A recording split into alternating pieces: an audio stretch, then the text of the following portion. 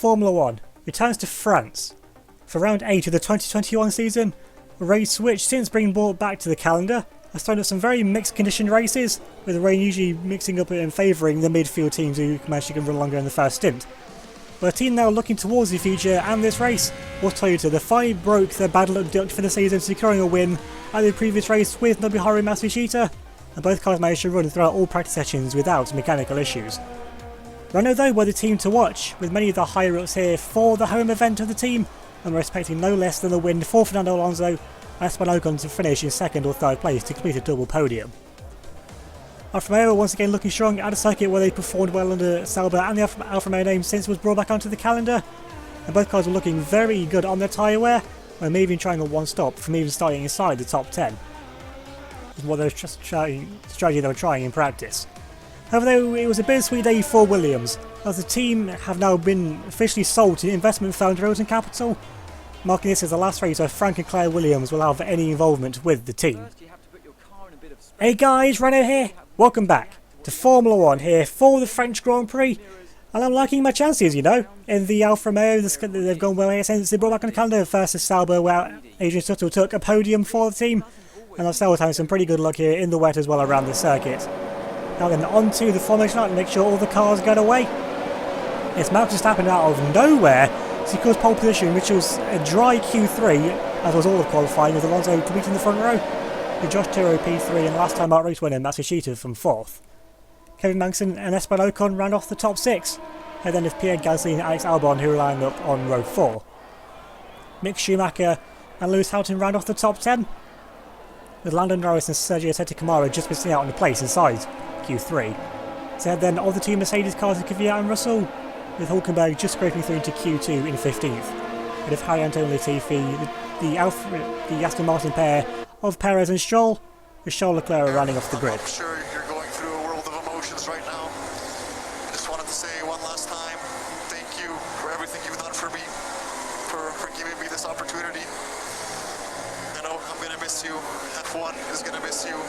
Just be sure that we'll keep pushing 100% to bring the Williams name back to where it belongs. Wishing you, Mark, Nate, the best in wherever life takes you next. Thank you. Thank you. Some really nice words there from Nicholas Latifi on the eve of Frank and Claire Williams leaving the team that they've been at now for over 40 years, but to secure the long-term future of the team, sale was the only option really for them. And those cars have been pretty good on race pace so far this year, so Hulk and Latifi strategy as well do have a good chance of scoring points. Also, it is pretty overcast, so is it yet going to be more rain to feature at a French Grand Prix? But now we come to the 5 red lights at the start of the French Grand Prix. It's a long hold, it's a really long hold, but now lights out, and away we go. It's like a previous start there from Max Verstappen and Fernando Alonso. Now we managed to pull the inside line again. Blistering start though from the second row of the grid. Now we're going to make a move to the inside line. Are we side by side with Max Verstappen? Verstappen's going to try and go the long way around the outside line and try and squeeze him through. He squeezes out there onto the curb. You know, we're going to have to go defensive there now from Fernando Alonso. Draws down now into P3. You've got side by side action behind the teammate Kevin Magnussen going side by side with Matsushita. They're going side by side there around the outside line. So Matsushita got hold through actually on the ribble of Alex Albon with a big touch. So Albon's had a nice start to this race. Making up a couple of places, going to go up the inside line here of Matsushita, trying to make it stick up the inside line of the Japanese driver now, pulling it through now. Side by side onto the straight where the Toyota should have a straight speed advantage depending if they can run on full power. They're going now into the chicane, going 3 wide now with our teammate K-Mag getting involved now as well. It's going to be Last Lane brings it along, and that's Ocon there making 4 wide almost out to the corner. Got Ocon trying to go all the way around the outside line, squeezing his side by side with Alex Albon now in the other rebel. We're sparking away there from my teammate Kevin Magnussen. You know K-Mag's never going to back down from a challenge, and looks like I make the move still with some good showdown speed, some good momentum there from the Ferrari powered Alfa Romeo. We've got another move there side by side now. We've got Mick Schumacher making a move on Lewis Hamilton. Personally started side by side with on the grid, so catching to 2008 world champion napping. You got Esteban Ocon there just behind as well, filling into that gap. It was at the Toyota there of Matsushita. Can't quite tell from this camera angle.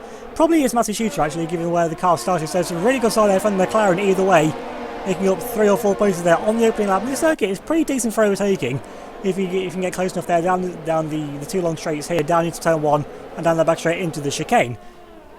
And now then moving further on, looking now at Esteban Ocon here in the runners, are coming under pressure from our teammate Kevin Magnussen. You see the grid now always starting to get spread out there a little bit. As we make our way now through the end side of the lap here. We've got Alonso there now under pressure from a teammate Kevin Magnussen, and the Alpha is so quick to show. But then again, the Renault, we've already seen so far this season that the Renault's no slouch either. Many toe-to-toe battles we've had with Alonso, even in the early rounds here of the championship, mainly at Canada and at round 4 at Brazil, but now came back now with the solution. He's close to try and make a move on the 3-time world champion here. Can he embarrass Renault in front of their home crowd, in front of many of the executives as well, coming down into turn 1? He's not quite close enough to make a move on Fernando Alonso, but the clouds are definitely getting darker. Rain, I think, is imminent. So looking very close, but talking very close, still got Kevin here, right behind the back of Fernando Alonso, coming now into the middle section of the lap. And he had a little thing there about making a move, but wasn't quite close enough there to make a move on the Spaniard. But now, if he can stick to it, he can have DRS there and to try and get it now into third place, he can make it what will currently be a 2-3-4 Alfa Romeo. Has got some good speed there, but Alonso must probably with a little bit better traction in that Renault, but now with so good shot speed in this Alfa Romeo car without a good Ferrari engine as well. Alonso tries to go to first to the inside line, but came out, can get around the outside line, do his move that he pulled in Alex Albon. There you on Alonso trying to stick it through there at the inside line, but then turns to the outside line and came out with a nice move there, manages to close off Alonso even before coming out onto the second part here of this back shape. But now it's going to be Alonso there with slow shooting. Now he's got this yellow flag out further behind. There's been a crash with someone going back down towards the other. Know what's going on here? Got one, the Williams going slowly. Is that? Oh, it's Latifi. Oh, for a race for that to happen, he shouldn't have been this one. Latifi in Williams' final race with Frank and Claire at the team, and it's a Honda engine failure. The car goes up in smoke. So now the hopes for Williams scoring points in their final race under this current identity, although the team will still be called Williams on the Derelson name, but for the Williams team as we know it, points now the chance of points now rests with Nico Hulkenberg. He's been pretty consistent so far, getting towards the low end of the points, but if there was ever a day to score 1 or 2 points for the team, it's definitely today. Now then, on to lap 5, we're running out all over the place. I think we may have gone to the other French circuit that they used back in about, what, 10 years ago or so now? And now we got behind us, we got Fernando Alonso. Is Alonso going to come in now for a stop? Yes, he is. So Renault pull the trigger now, going for a pit stop. So they're not thinking it's going to rain, because you wouldn't pit this early if you didn't think it's going to rain. They want the McLaren's there. Mick Schumacher coming in. I think one of the Toyotas coming in there just behind as well. If you're coming in this early, it's pretty sure you're going for a 2-stop. It's going to be a set of the medium tyres there for Fernando Alonso. Now they really do suit the yellow of the car, but would you rather have aesthetics over outright pace? And the 1-stop is doable if you can stretch your tyres out long enough, but Alonso and the Renault feel that doing a 2-stop is the quicker way anyway, or they couldn't quite do it on the tyre. So either way, they've committed to a 2-stop strategy now with the Spaniard. And even with a safety car, you need a lot of laps to try and get a set of medium tyres to the end of the race.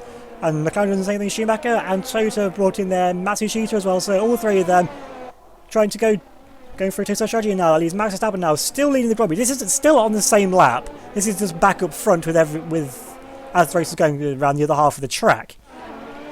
So it's Verstappen leading. Then it's ourselves in P2, and Kevin Magnussen not actually too far behind us in P3. So came out with some really good pace. We've seen most races he's towards the start, then comes out with blistering speed later in the race. But if you get a good start, that's only going to do us favours later in the race when he comes out with even more speed then. But Alex Albon looks like he's losing a little bit of speed now. He's holding up the Toyota of Lewis Hamilton, which is running competitively for one of the few times this year. It's only been 2 or 3 races really where Hamilton he's been the one that's had most of the bad luck with the Toyota unreliability so far. Now, are any of these three going to come into the pit and now react to what happened before? You've got two coming in, you've got Lewis Hamilton coming in, as well as the Renault. That's Renault. So Renault have completely committed now to the strategy of the 2 stops as they make their way now into the pit lane. You've got a teammate, Kevin Magnussen, there, I think, coming into the pit lane now as well. And now, if you're trying a 2-stop, it may actually be worth going to another set of the soft tyres, which is what Toyota are doing right here with Lewis Hamilton.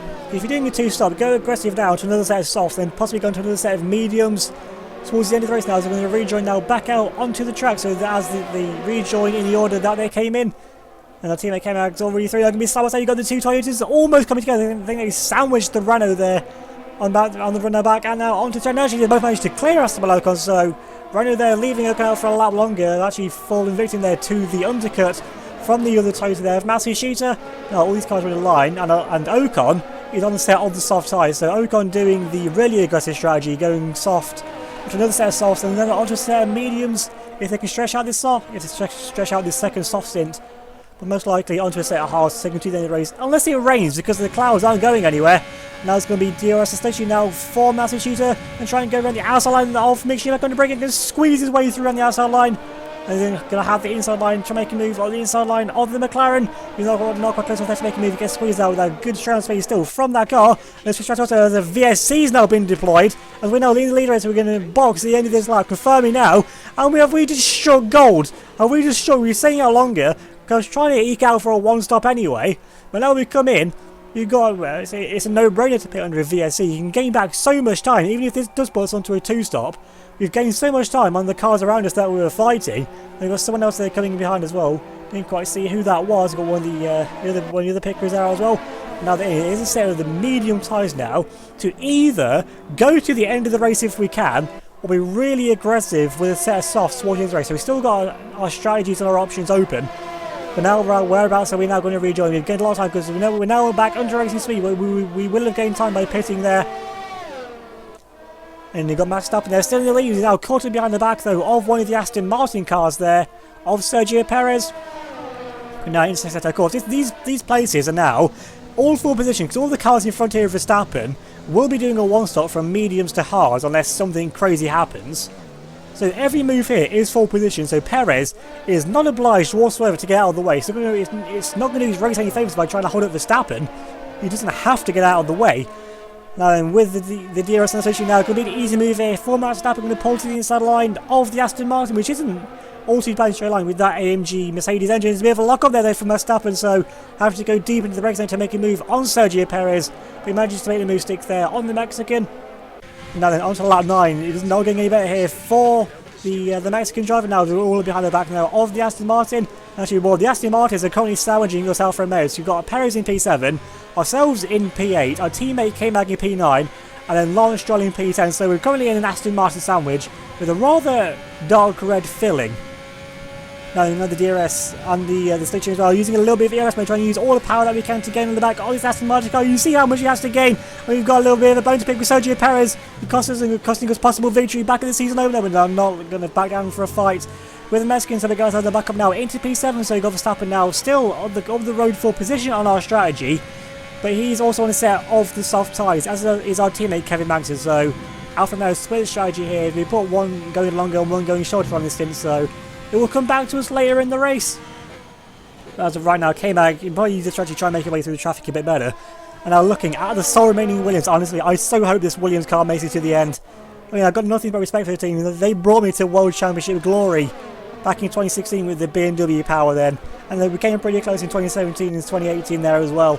Hulkenberg with the same Honda engine as what Max Verstappen has. So on pure straight line speed, there's not going to be any difference. With Verstappen though, he's got the grippier tyres, he's got the better car, and maybe even a few more Honda secrets as well. With Honda running a tries to be a stake in the team, and Hulk does what he can, tries to defend, but Verstappen's going to blast past him there. Like he wasn't really even there. Williams, they have suffered since losing the BMW power, rebuilding back with the Honda engine. He's just about trying to gain a sustainable base, trying to land the Honda engine, because it got so used to the BMW power and it was so quickly taken away from the British outfit, but under new backing from Derelson and trying to save back some of the cash flow from the prize money that they received for the championship glory.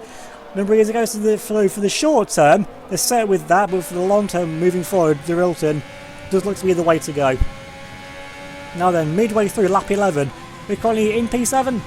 Magnussen behind is on an alternative strategy. Let him pass as soon as you can.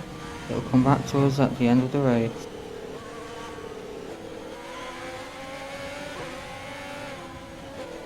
And just like the engineer said, there's no point hiding up K-Mag. He's going to be pitting a lot sooner than what we are.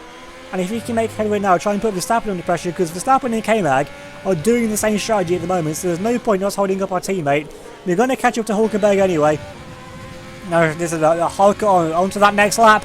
And K-Mag though going to try and make a move on Hulkenberg into the chicane and making stick. Easy move there for the Dana, and that's why you don't hold him up, because it took us this long to catch back up to Hulkenberg, getting close to the Safina sponsor on the rear wing of that FW43. Now with the switch in again, because no DRS down the second box, that'll be pretty dangerous coming in to this coming up right-hander, which is flat out, even with even with the lower down cars such as the Williams, the Aston Martin and the Ferrari this year. All over the back there. All of Hulkenberg going so slowly. We're always pushing the Williams through. We haven't been this close to a Williams since it was sitting in it at the end of 2018. And we try and go around the outside line, going to squeeze it all the way here around the outside line of Hulkenberg. We've got no time to waste it with the German. We've got nothing but respect for the team. But I'm not going to let him hold me up and make a move now up now into P7 once again. And Hulkenberg going to try and get the long way around now. Hulkenberg comes into the pit lane now, so well, that overtake was really all for nothing. But I'll always prefer making a move on the track rather than doing it in the pit lane, you know. Just for a little bit of the psychological advantage as one of the Mercedes makes their pit stop as well. I think we'll see which one that was, but they're going to the end of the race on a set of hard tyres unless a safety car or anything comes out.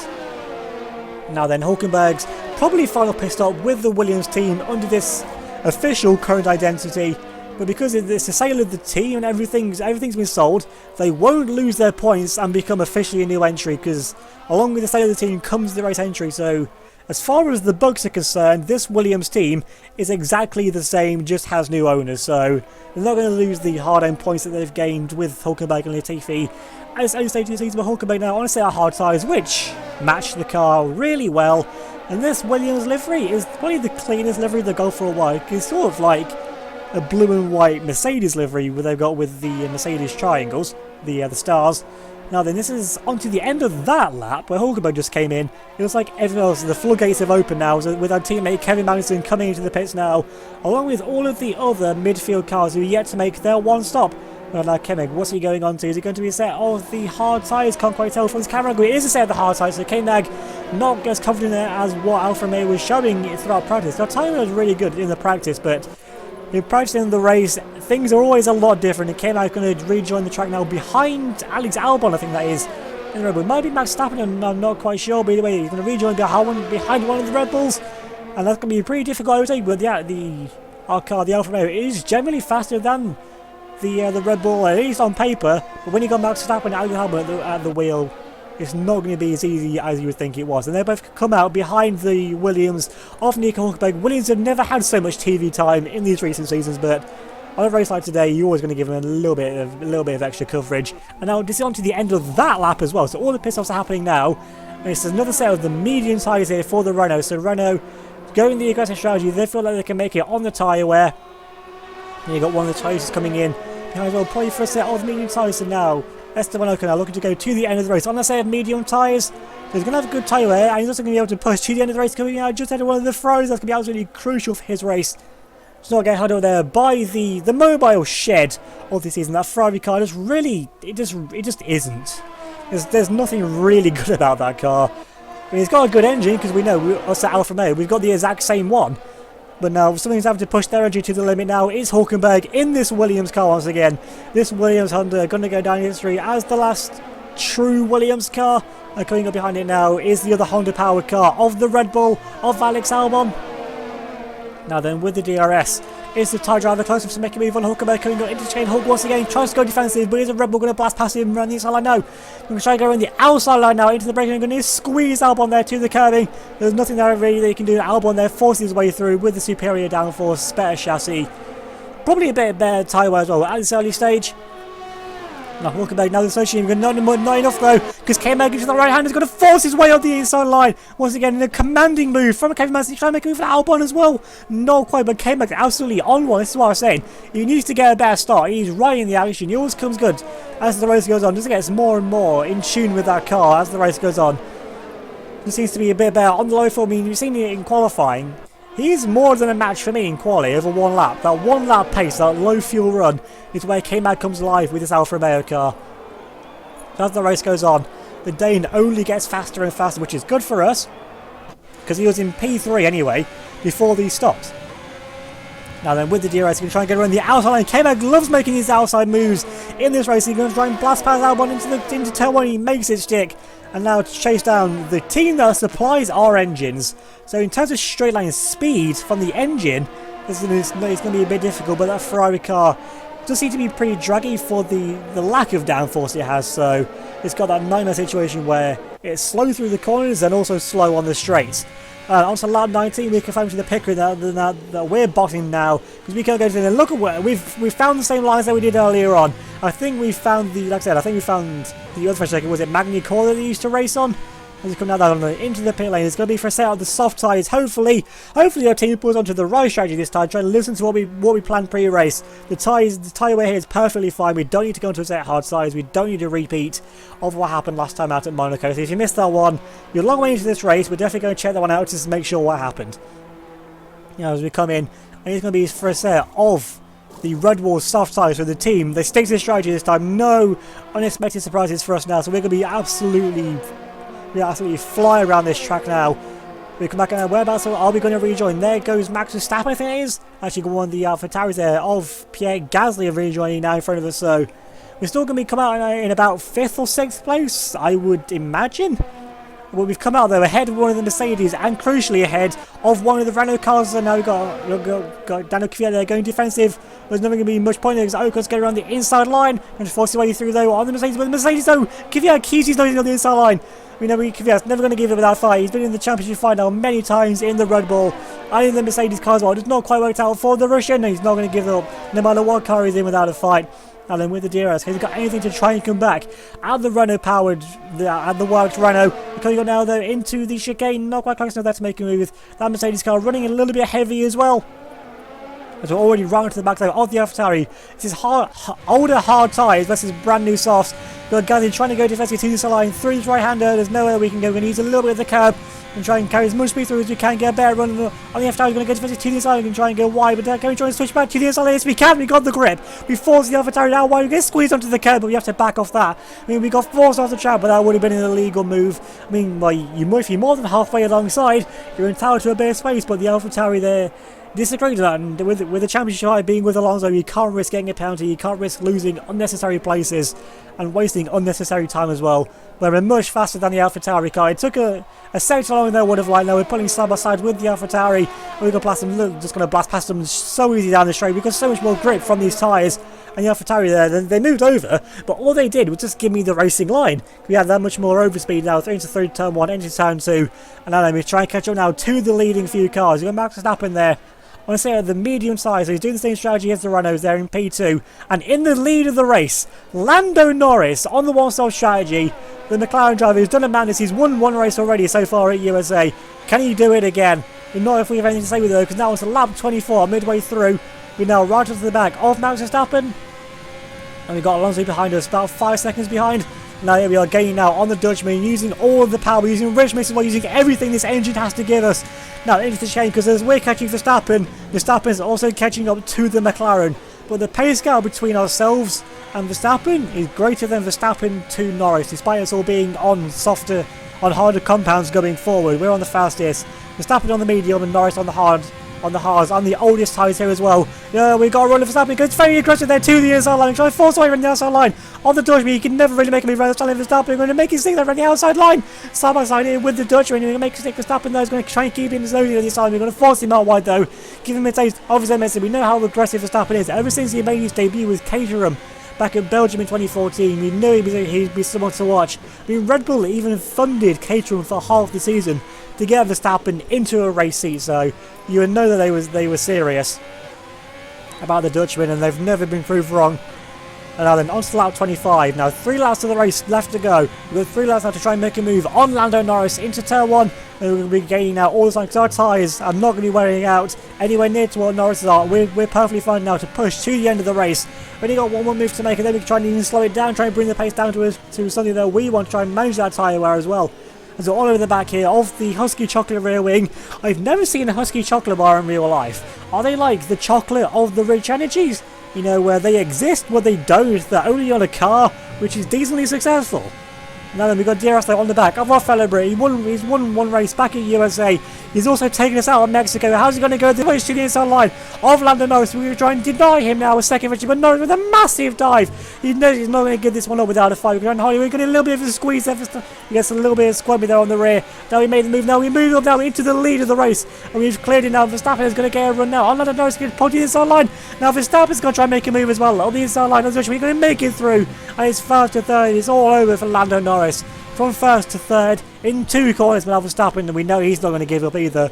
He never gives up without a fight. He's pretty much like, if you take Kevin Magnussen up to 11, he's just on it every single lap, sometimes to his own detriment, but when it works for him, it really does work. Now we've got 2 laps of the race left to go, and we just need to try and keep it here ahead of Max Verstappen. He's the threat now. Lando Norris, he's just going to be falling further and further away because the pace difference isn't going to be too great. But if you put one in front of the other, you'll definitely notice the pull away. Now we're even 2 seconds down there on the best lap, but we weren't following Norris there for quite a bit of the lap. We got a fast lap of the race, and so at the minute we're on for maximum race points. Although Alonso did outscore us though in qualifying, getting second place compared to our third.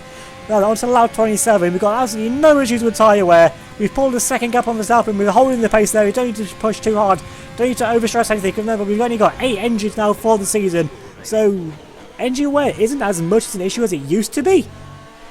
But any mileage, any way you can save may come back to play dividends later in the season.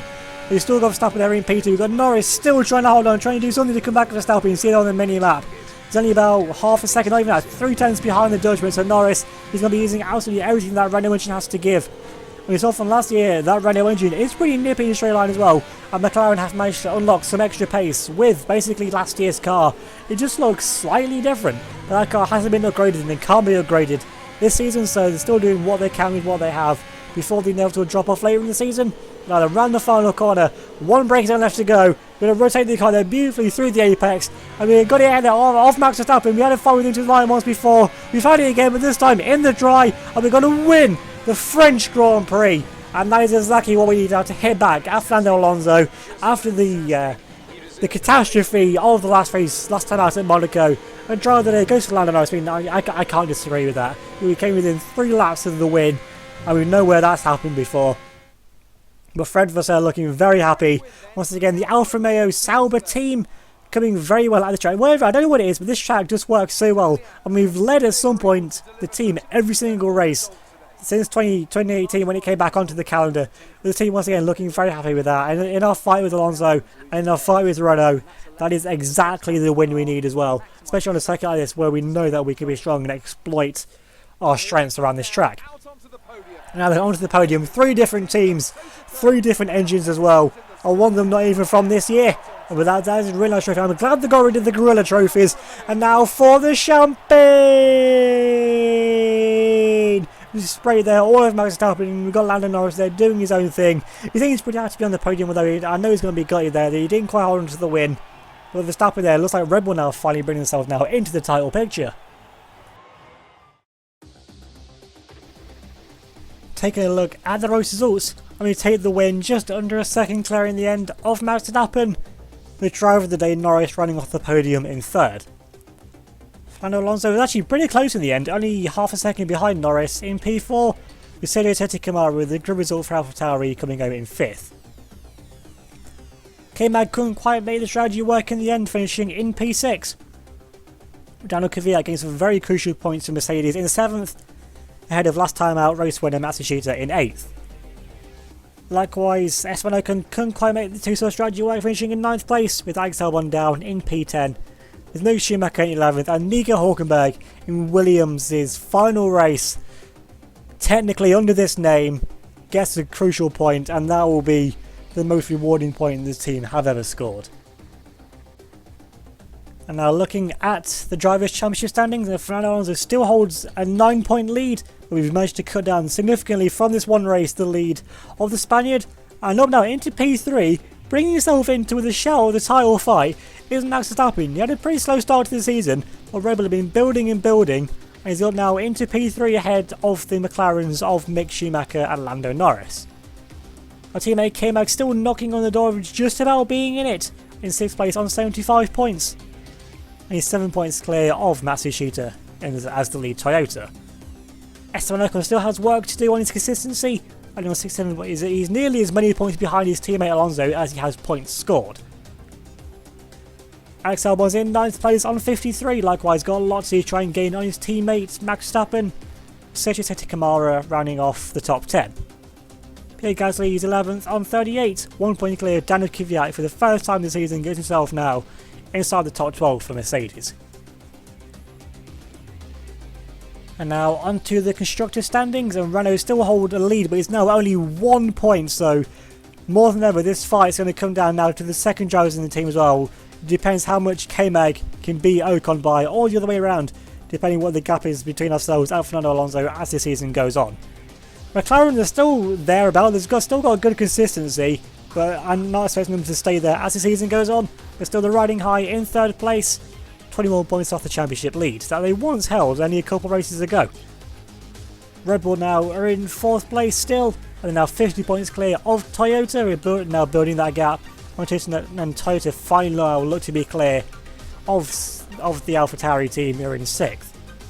Mercedes look to be making 7th place their own on 62 points. 32 points clear of Aston Martin who are in 8th on 30, and they're in turn 7 points clear of Williams in P9, with Ferrari still bringing up the rear in last place in 10th, with only 17 points after the first 8 races of the season. So that's been the French Grand Prix. Remember to leave a like if you enjoyed the video, leave a comment below, subscribe if you're new, hit the notification bell, see us out any future videos. There will be on a Monday and Friday definitely, Wednesdays if I can, select Saturdays as you've seen here for Formula 1 and Formula 2. Also, if you give me a follow on Twitter and Instagram, that'd be much appreciated as well. The link down in the description. Draw updates when videos come out, things in general, and on Instagram, if you like shiny cardboard in the shape of a Pokemon card, because I do, there'll be updates to my collection on there on Instagram. Also, down in the description as well will be a link to the driver of the day, so whether you agree with Norris, whether you think he should be me, K-Mag, Max Verstappen, Kvyat, or that, vote down there for who you think did the best in this race, as well as there being a link to the wiki for the series, which is basically fandom Wikipedia. Pretty sure you know what that is. And I've made that, and I've edited it myself after each race, so since this series began 8 seasons ago, I've made a page for every team and every driver to have ever been in this series. It's about 80-ish pages, and it's a lot of work, and it's been a lot of work total up to this point now, so I'd appreciate it if you can go and check that out, and maybe soon, there might even be a sneak peek as what's to come up in the next season as well. I'll leave it there for now, so thanks for watching, and I'll see you all next time.